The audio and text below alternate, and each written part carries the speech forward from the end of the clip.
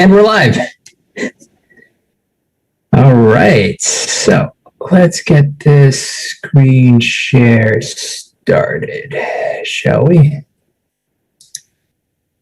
All right, hello everyone. Welcome to the May 19th Octant community meeting. We are already almost halfway through the year of 2021, so that's exciting.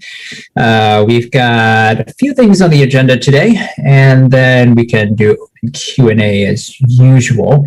So I think what we can do is just jump right into it, since it looks like we have a pretty light agenda today anyways. So the first thing here is going to be about managed fields. Managed fields is a concept that's been added into Kubernetes. I think it's 118. I don't remember the numbers. But most notably, if you've used recent Kubernetes versions, is that if you do something like, I can even just show people here. Let's actually open a new terminal.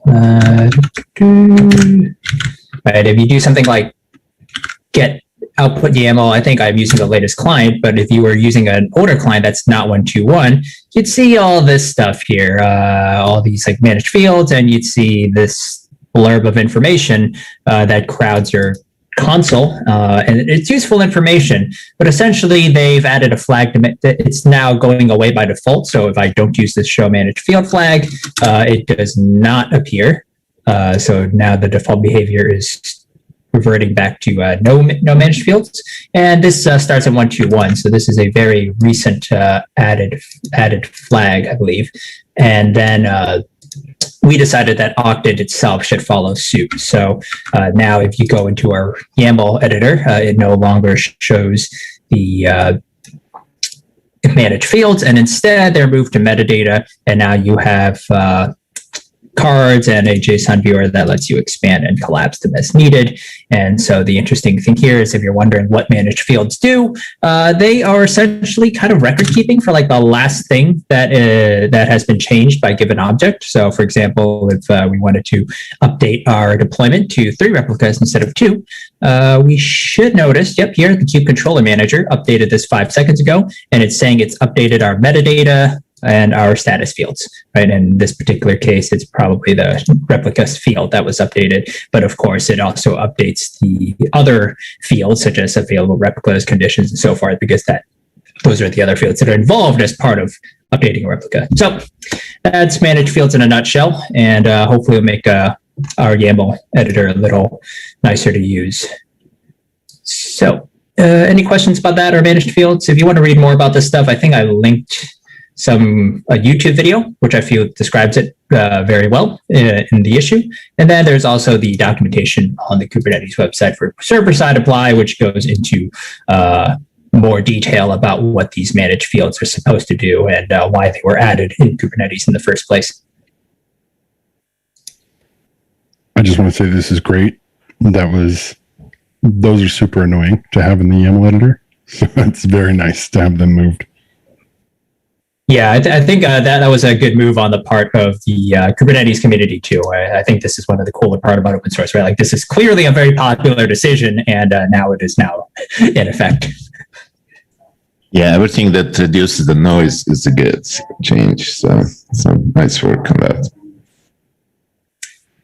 Cool.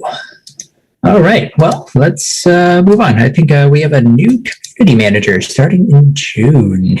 Do we want to keep this mystery, or do we want to spill it?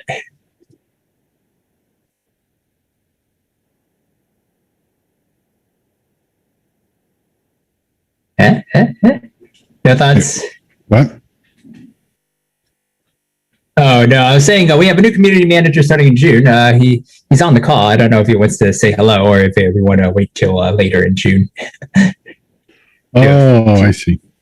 Yeah, to officially say hello. Yeah, hello everyone. Thank you for making this part of the agenda. And I've been doing this unofficially for some weeks, joining the call. So yeah, I think I can say hello unofficially to this community, and yeah, I'm thankful to be part of this.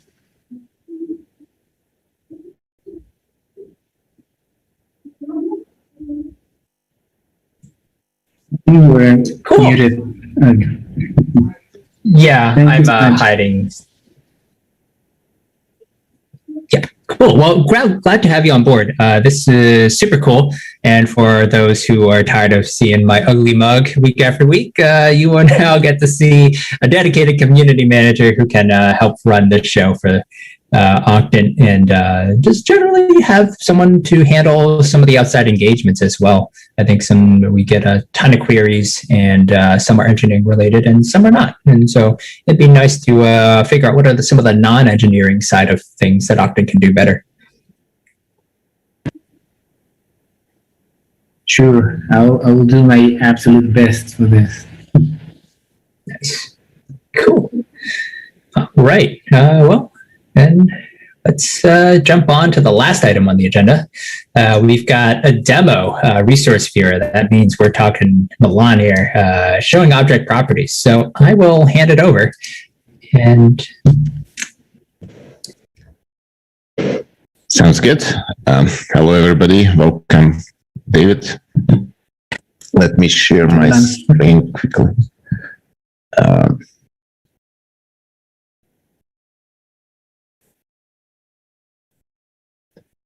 All right. Yeah. So I wanted to quickly show the work I was doing with the resource viewer. And if we start with the deployment, basically I worked on adding some properties to the right in resource viewer.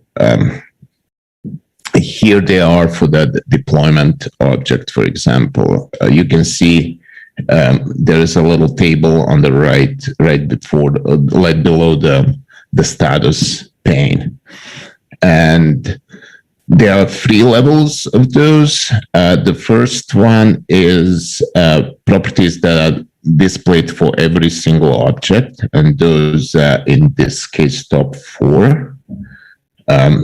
Also labels can be there, but deployment doesn't have any labels, so they don't show up.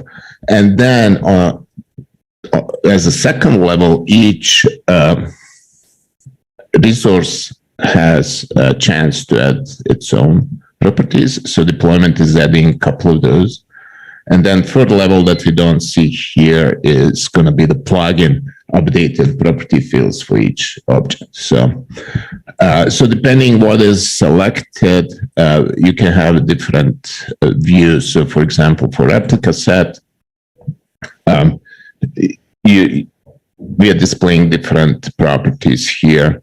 And then for pods as well. And pods are a little tricky because pods, what we show here is actually group pod object. So I was trying to choose the fields that are useful and in the same time are relevant for all pods.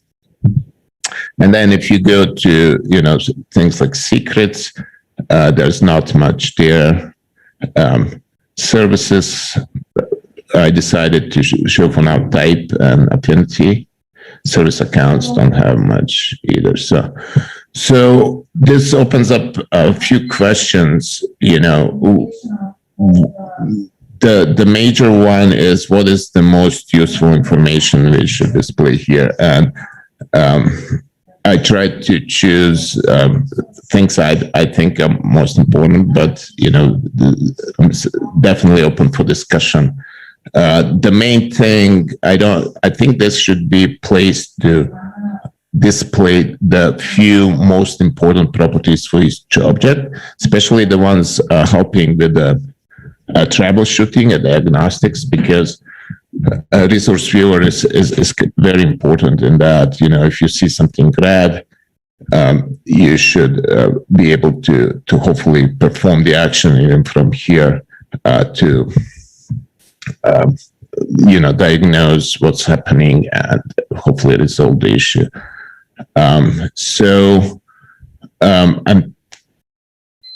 I'll leave it with that. And if you guys have any feedback and any suggestions, what's the best way to proceed? This is pretty close to be ready. So, yeah. Any comments or?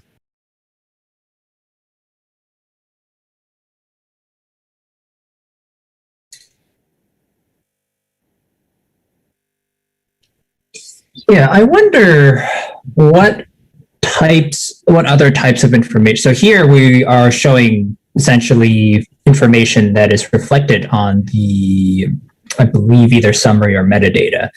Right. I wonder Yeah, if so- eventually some can go away. From summary, so like maybe it's this stuff. I think we still need to display information in multiple places because it's all about context. And when you are in the resource viewer view, your context is like this whole topology of your deployment. So I still think, especially because, for example, you are here visiting deployment, but you may not be seeing deployment at the moment, and this is going to change. And especially if you're, let's say, in applications view and looking at something like this,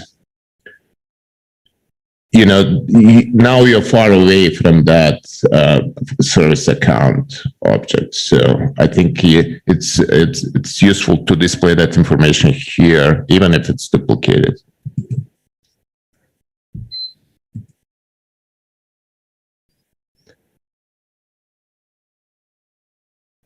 I think those should still work. So if you click on a label, yeah, it's gonna filter. I mean, it will not affect this view, but it will apply the filter.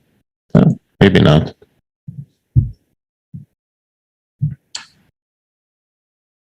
So I'm thinking just to do first PR with this, make sure the plugin plugins are supported. Plugins can add their own info here and then do that as initial.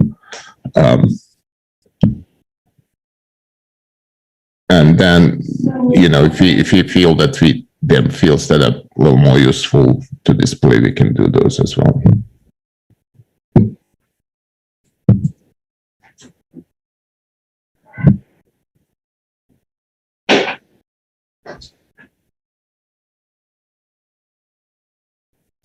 Yeah, this looks awesome. It certainly makes the resource viewer a lot more useful when we're stepping through each node. Right, and I think it's really important now. I made a change. I think here. I made a change that the initial selection is set correctly. So I think that's even more important now because, when you open that view, it just hits you right there. In this case, deployment is selected, and immediately after you hit the resource viewer, the properties for that object displayed.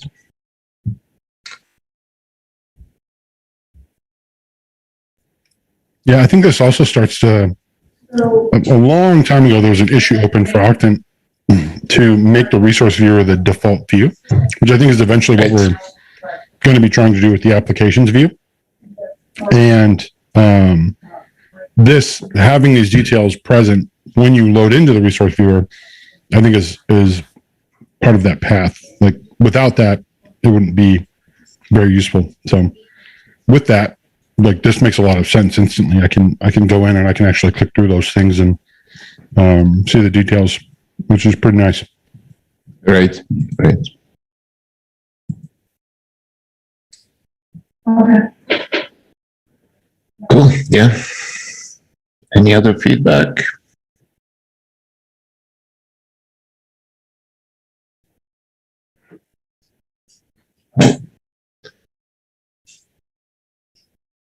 Thank you. That's all I get. One question I have: the table that gets generated there. Right. You mentioned plugins. Can plugins contribute to that table? Yes.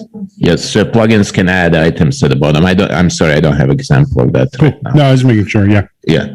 And this table, the way this is structured, it's basically description, and then the component that shows the values. So as you can see, that can be either, I mean, in this case, I'm using text, labels, can be link, or any other component.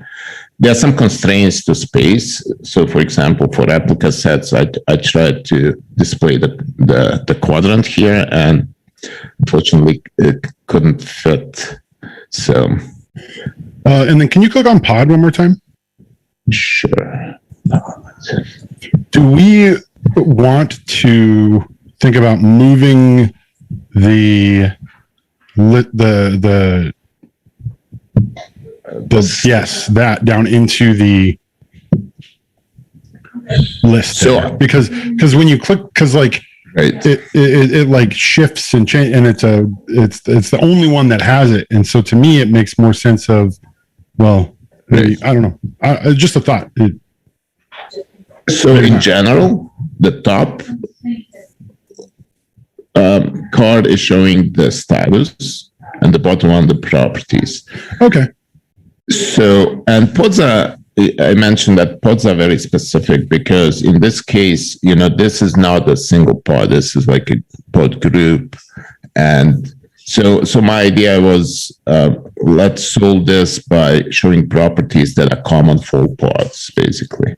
Yeah, no, that makes sense. Yeah, and I get what you're saying. Like that top card is essentially the link Right. to the services, and pods are unique because there's many of them.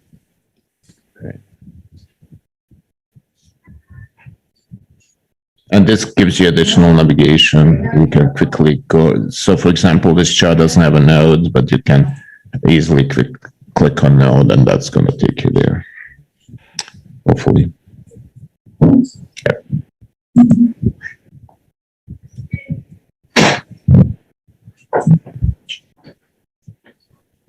Cool.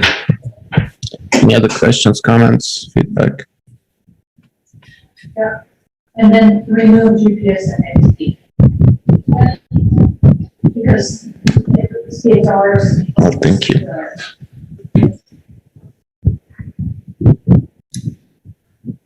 Cool. Well, let's see. I think we are back to open Q&A. Yeah. Does anyone have any general questions, comments, concerns? I have one we can add just quickly. Milan and I started talking about it on the issue already. I actually like Milan's feedback on it. I think he's got a good, like the direction he's going is right. It's the auto generating of breadcrumbs. I think the essence of that issue is Milan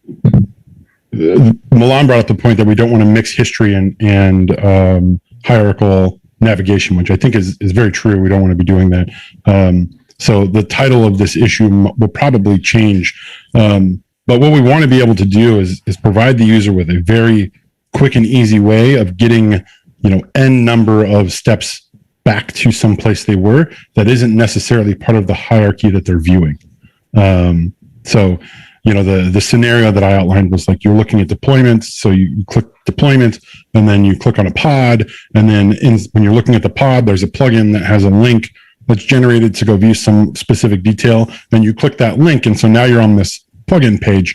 Well, now I want to get back to the deployment, right? And so now I have to either page back through my history of all my clicks, or the plugin author has to hard code the hierarchy to be able to take me there easily, or embed some, one of the drop down options into our navigation list, which puts an onus on the plugin authors that's kind of unreasonable, and makes it hard for users to get back to that deployment that they care about because they found the info they wanted. So the idea was like, oh, well, we could auto-generate the breadcrumbs, but I think Milan's onto something where the breadcrumbs stay defined as they are, but we provide some mechanism some intuitive mechanism that allows users to easily navigate through their history, whether that history was some resource they were viewing in one of the Octant modules or some resource they were viewing in a plugin module. It shouldn't really matter, but we should be able to kind of easily navigate them through some prefixed number of history steps 5 or 10 or whatever. It doesn't need to be infinite, but some amount that seems reasonable. Right. And, that totally feels to me like, history in a browser window.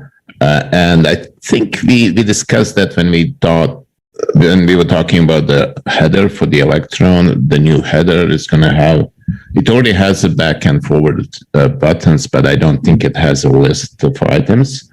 And the only thing that we need to do and to support both of those, both in browser and Electron, is to put a little more meaningful titles to our pages, because currently all of them are Octant. So if you press and hold back button, for example, in Octant, you'll just see tons of Octant entries. Yeah. But if you are descriptive with those, if you say, like a pod 1, deployment, plug, whatever the title is, if you had a little more descriptive there, it should be really easy to go back and forth.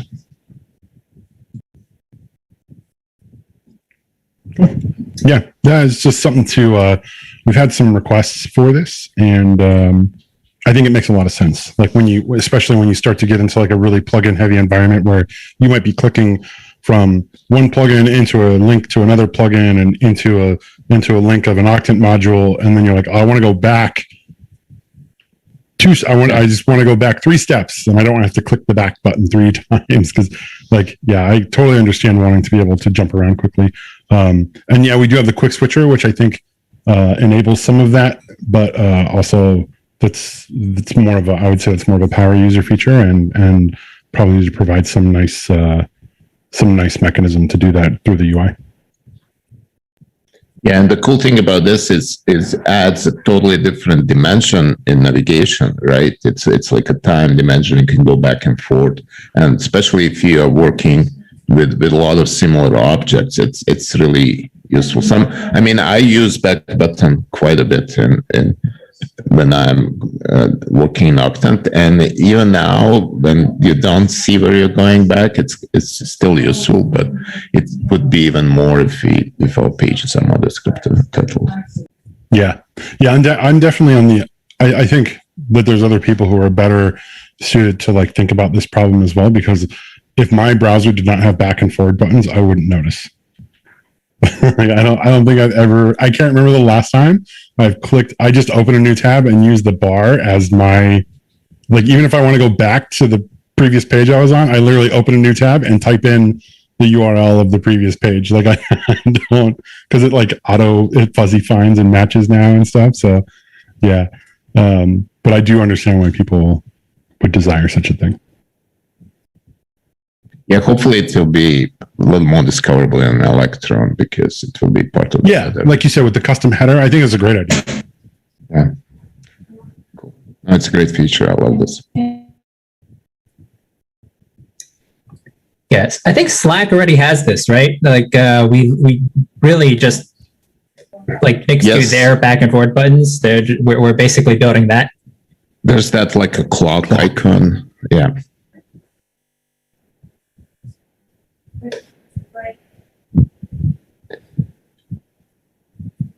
But typically this is done with the back button with a down arrow.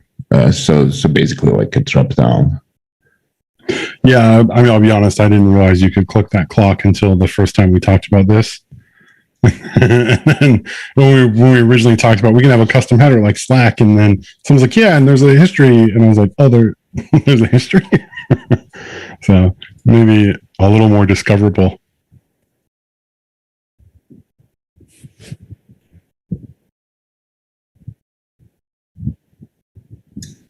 Cool.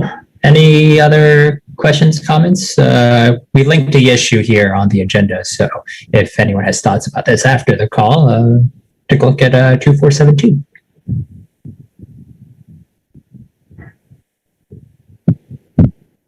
All right, cool. Any other questions? Nope. All right, well, if not, take care, everyone, and have a great rest of the day. Thank you all. Thank you, everyone.